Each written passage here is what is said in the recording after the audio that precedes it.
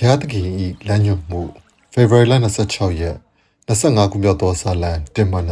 22ကျွန်ုပ်တို့သည်လိုက်နာဆောင်ရွက်ရမည့်ဝိညာဉ်ရေးရာသတ်မှတ်ချက်များကိုပြည့်မီပါက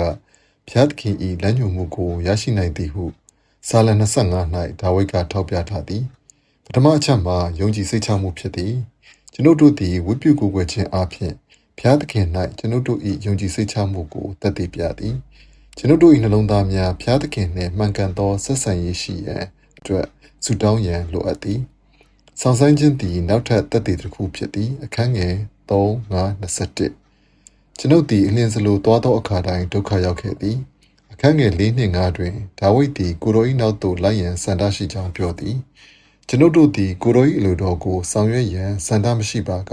ဖျားသခင်သည်ကျွန်ုပ်တို့အားသူ၏အလိုတော်ကိုပြသမည်မဟုတ်ပေကျွန်ုပ်တို့ယုံကြည်စိတ်ချခြင်း၏နောက်ထပ်သက်သေတစ်ခုမှာနှုတ်ကပတ်တော်၏သက်သေခံချက်ဖြစ်သည်အခန်းငယ်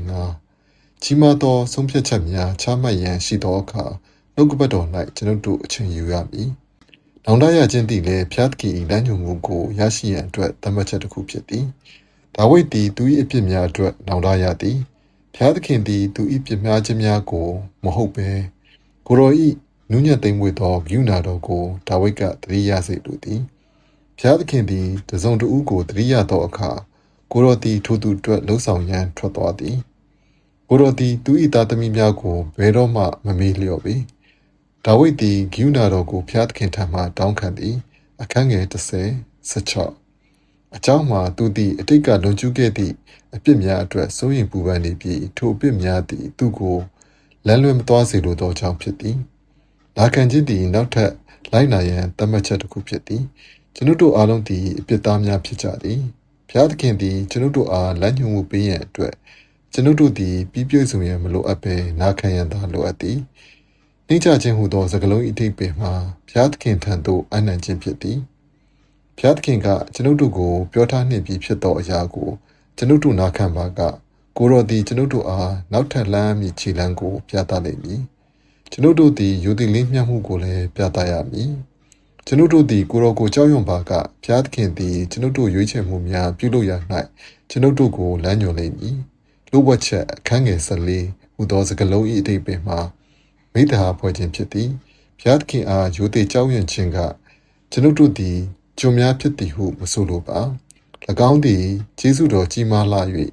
တနာကျင်နာတတ်သောဘုရားသခင်အပေါ်ကျွန်ုပ်တို့သည်ချစ်ခင်မြတ်နိုးစွာဖြင့်ရိုသေလင်းမြတ်ခြင်းရှိသည်ဟုဆိုလိုသည်နောက်ဆုံးအနေဖြင့်ကျွန်ုပ်တို့သည်မဆုံးမနစ်သောဇွဲလုံးလောက်ကိုပြသရမည်။ဘုရားသခင်၏လိုတော်ကိုသိရှိရန်နှင့်ဆောင်ရွက်ရန်မှာအမြဲတမ်းမလွယ်ကူပေ။တခါတရံတွင်ကျွန်ုပ်တို့သည်ဘုရားသခင်ကိုရှာဖွေရ၌အခြေအနေများသည်ပို၍ဆိုးရွားလာသည်။ဒါဝိဒ်သည်အထီးကျန်ပြီးဆင်းရဲဒုက္ခရောက်ခဲ့သောလေ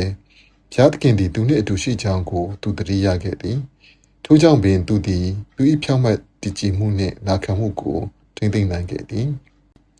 ယနေ့သင်သည်ဘုရားသခင်၏လမ်းညွှန်မှုကိုလိုအပ်ပါသလားအခန်းငယ်1-5ကိုသင်၏အသက်တာတွင်ကိုရော၏လမ်းညွှန်မှုရရှိရန်သင်၏ဆုတောင်းချက်ဖြစ်ပြုလုပ်ပါသင်၏ယုံကြည်စိတ်ချမှုကိုကိုရော၌ထားရှိကာမြေကဲသို့သောအခြေ၌ရှိပါစေကိုရောထံသို့အပ်နှံပါသင်သည်ဘုရားသခင်အားကျင့်တဲ့နှစ်သိမ့်စေမည်ဖြစ်ကာ